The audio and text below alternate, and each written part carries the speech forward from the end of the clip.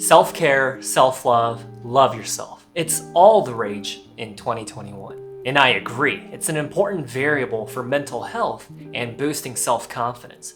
But what happens when this philosophy goes too far? And is there an alternative mantra? And before we dive deep into the video, I want to share a little piece from a poem by Roux. Two roads diverged in a wood, and I took the one less traveled, and that has made all the difference. In this case, Robert Frost is making a reflection on a moment where he made a decision that was difficult, a challenging road, a task that was not easy, but in the end, it had a positive impact on his life. You see, when society thinks about self-love and loving yourself, it's to do whatever it is that makes you happy. And my problem with this is that some of us will interpret self-love, self-care, love yourself as to do whatever we want, whenever we want, and that can be problematic. My take on self-love and self-care is not this pimple right here, but it's to do what's best for you, to do what's good for you in the long run. Why is the phrase,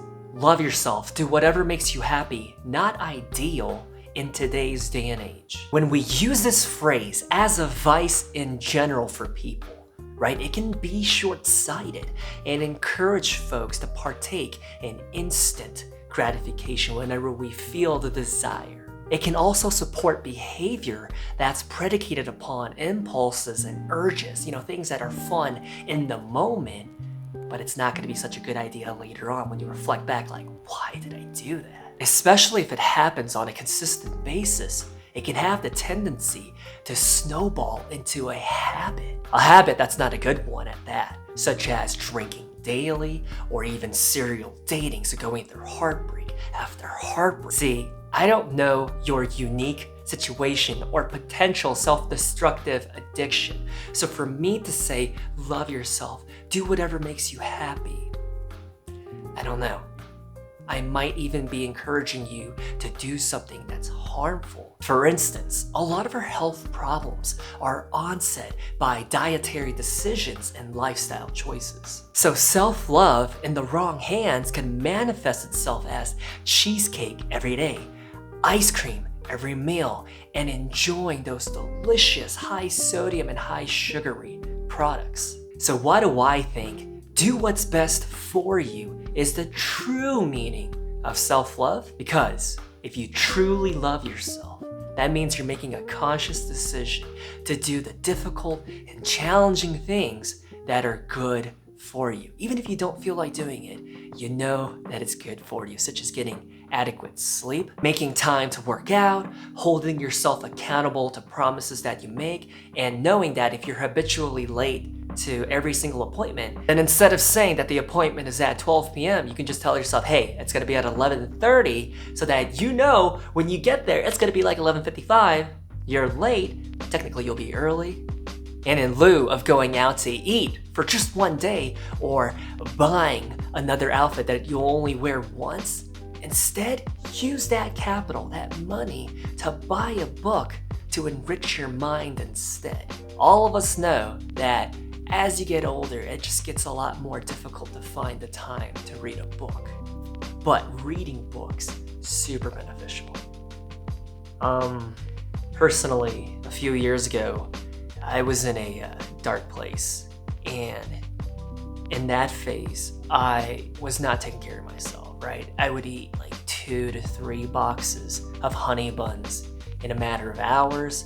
I was eating fast food for every meal, and I was not working out. I was living by the philosophy of do whatever makes you happy. And because I was going through such a tough time, I thought these comfortable decisions would bring me peace and joy and happiness. But that just wasn't the case. Because when I did that, when I lived by this philosophy, I was sick. I was constantly sick. I was ill every single day. That led to weeks and months on end. And as a result, I was miserable. I can easily say that it was the worst time of my life. This epiphany, it blows my mind because I did whatever I wanted that I thought would make me happy, such as sleeping late, sleeping whenever I wanted, eating junk food, not working out, and making conscious decisions that I thought would bring me happiness in the moment led to these big problems down the road. And through these various experiences in life, I've learned that sometimes we have to do the things that are difficult or challenging, especially if it's going to help us grow or help our future prospects. Masking self-love by doing a buffet of junk food every single day is setting yourself up for failure because you're going to have cardiovascular consequences and you might even struggle with obesity. But please don't get me wrong. What I'm trying to say is that it's okay to have a Twinkie or an Oreo or some M&Ms here and there. But to make it an integral part of our diet every day on the basis of self-love, that ain't it, Chief. That ain't it. On the other end, if you have certain scars, birthmarks, or stretch marks on your body, be kind towards yourself in that regard. Love your body for what it is and own your insecurities so that your insecurities don't own you. Because I'll tell you what, if you allow your insecurities to own you and have power over you, it's gonna make you feel negative about yourself in the wrong way. For the longest time, super insecure about the way that I looked, right? My eyes, the size of my feet, and the list goes on, like my black hair, so many insecurities. However, if you own your insecurities, then they will have no power over you. Besides, there are certain things that are going to happen to our body that we just have to learn to accept and love about ourselves, such as hair loss or going bald, the receding hairline. Similar to scars or even birthmarks, it's out of your control. It's due to genetics. So you have to just learn to have self-love and love yourself, even if you're walking around looking like a thumb. All right, even if you have a booby looking head, you gotta love yourself. I believe that true self-love is when you come to a moment where if you're balding or if you have hair loss, you accept it and you embrace it and you own it. You say, you know what? I might not have a head full of hair, but I'm so beautiful. Yes, I believe in doing what we love and what makes us happy. However, we have to be mindful and ask ourselves, is it healthy? And if it's not healthy, then to keep it in moderation and to do it responsibly. To elaborate further on my stance of self-love, it can also be found through enjoying the daily small moments. The moments that just make you giggle, moments that bring you peace, or whatever it is that makes you happy. I truly believe that everyone deserves to be happy, but in a balanced dynamic. Because trying to be happy 24/7, 365 days a year, it's just not going to happen. It's impossible because there's obstacles, trials, and storms that are going to come into your life, and sometimes it might not last 24 hours. It might last weeks, months on end. And there are certain things in life that we're going to have to endure that don't make us necessarily happy for the time being. But you have to understand that it's the storm that's not here to stay, but it's the storm that will eventually pass, just like the seasons in our world. Winter comes, it's cold, snow everywhere, you get dry lips, your elbows get ashy and everything, but it doesn't stay forever, unless you live in Canada or Alaska. Eventually, springtime comes, and the weather warms up, and things get better. So, if you're going through a dark time, it's helpful to remind yourself that it comes and goes, the goods and the highs and the bads and the lows of life. Comes and goes. As I was saying, how sometimes we're gonna have to endure through things that aren't necessarily fun or things that don't make us happy. Well, it's helpful to keep in mind that the pursuit of self-love is long-term happiness.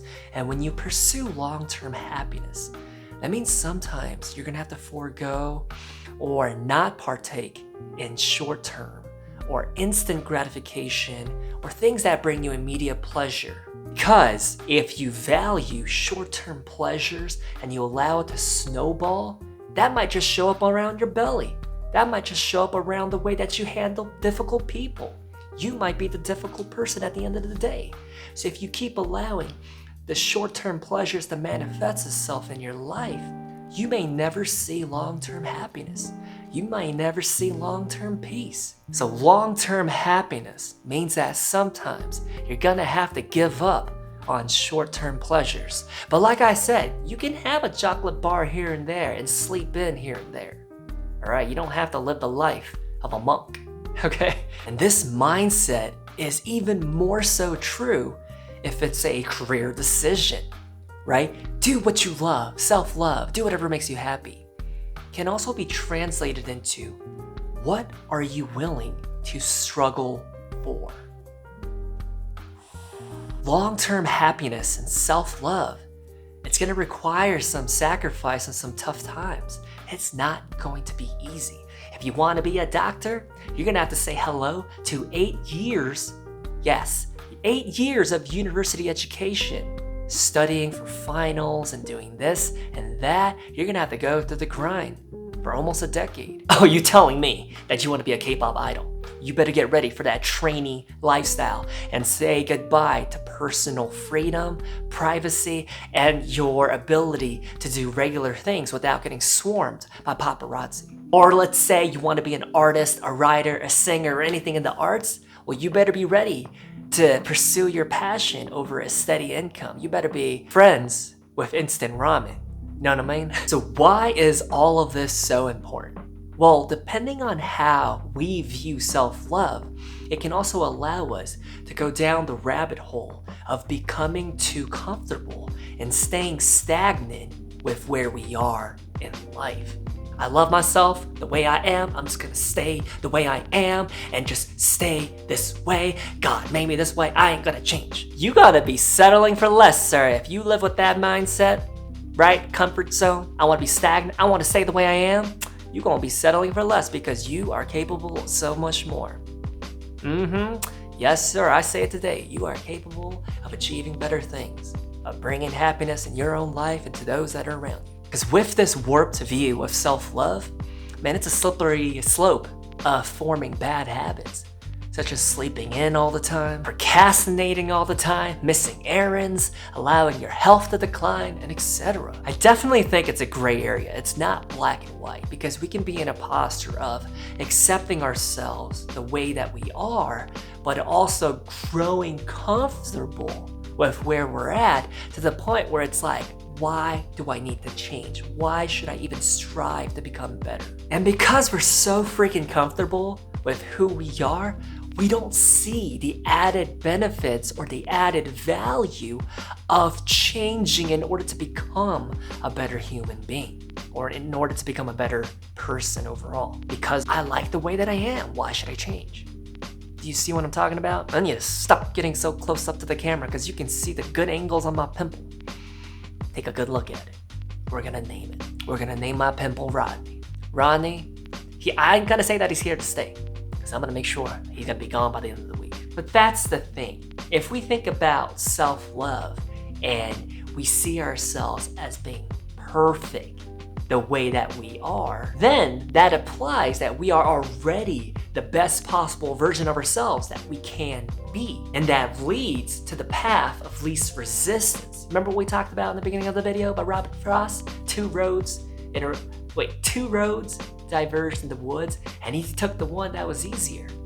He didn't want to change. He didn't want to put in the hard work, the dedication, discipline. But dude, as humans, we have this amazing capability to embark on a journey of self-discovery and to become better. So why not partake in this challenge? Like, we have this ability, the freedom of choice to make conscious decisions to become a better person, but we choose not to. Like, why are we like that? Why are we so stubborn?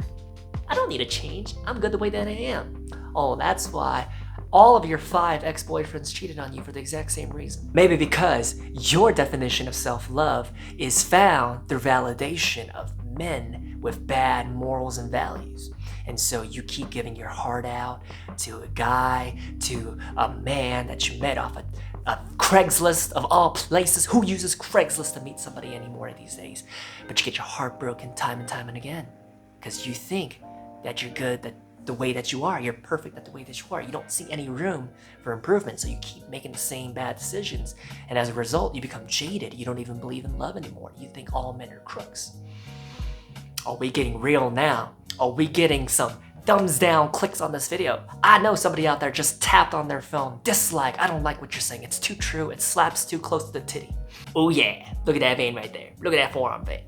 But the catch is, if you're willing to say, all right, what he's saying makes sense, and you want to take up my definition of self-love, I really want to throw it out there. A reminder, a PSA, a public service announcement that you can't be too self-critical though. If you mess up, and we will, and you will, we make mistakes along the way on the path to self-improvement, don't be so hard on yourself, okay?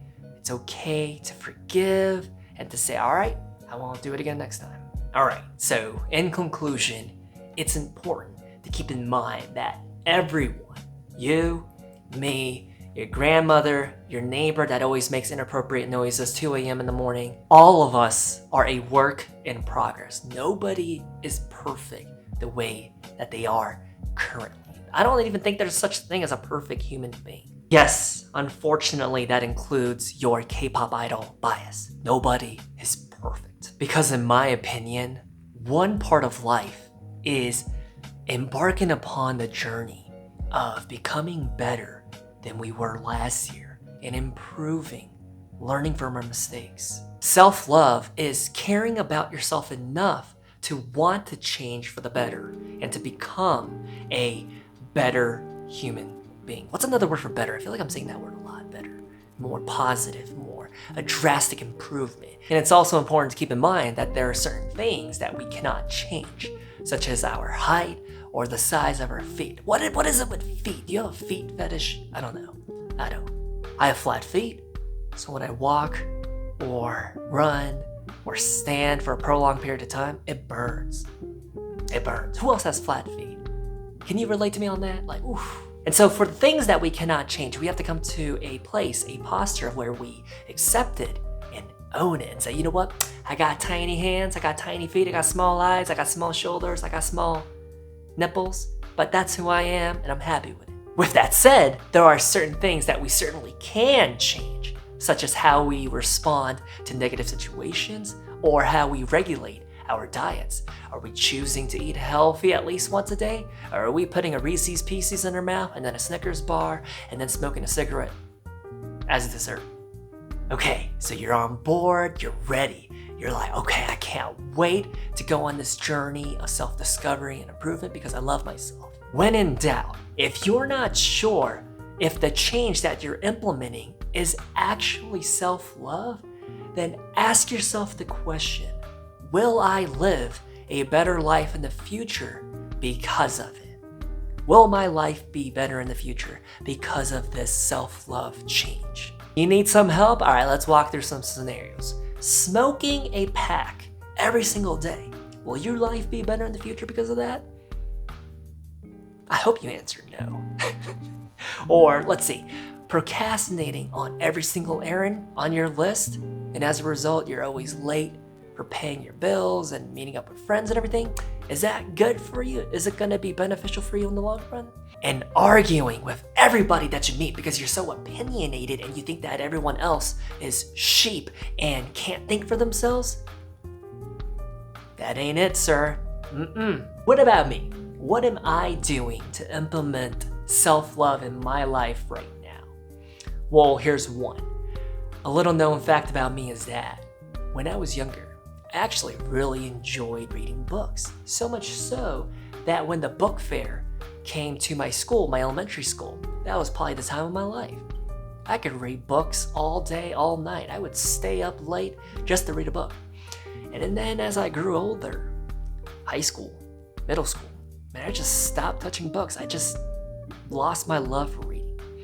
And then something changed in me, right? I spent an entire summer when I was like 19 at the library, and I read almost every single nonfiction book that I could just get my hands on. I looked at it, I was like, all right, I'm gonna read about you today and learn. And in that summer where I read almost every single book that I could, I grew so much as an individual. And so seeing the tangible benefits of increasing my vocabulary and learning about different belief systems and philosophies and biographies of historic figures, knowing all of these rich, tangible benefits, I stopped doing it after that. Weird, right? After seeing those incredible transformation in myself that summer, I stopped doing it. And so I decided I'm gonna pick up reading again, but I'm not gonna go all gung-ho right away. Instead, I'm gonna try to read weekly. So that's one thing that I'm doing. Another thing that I'm doing is I went back to the gym. I was tired of looking like a lollipop where my body is a stick but my head is big. I was just tired of feeling weak. So I am proud to say that I've spent the past 7 weeks in the gym, going almost every single day, almost. I do implement rest days, but 7 weeks so far. Because I tell you what, if I'm gonna sit here today and make a video about self-love, it's truly about doing what's good for you in the long run, which means doing the hard thing today, I better walk the talk, right?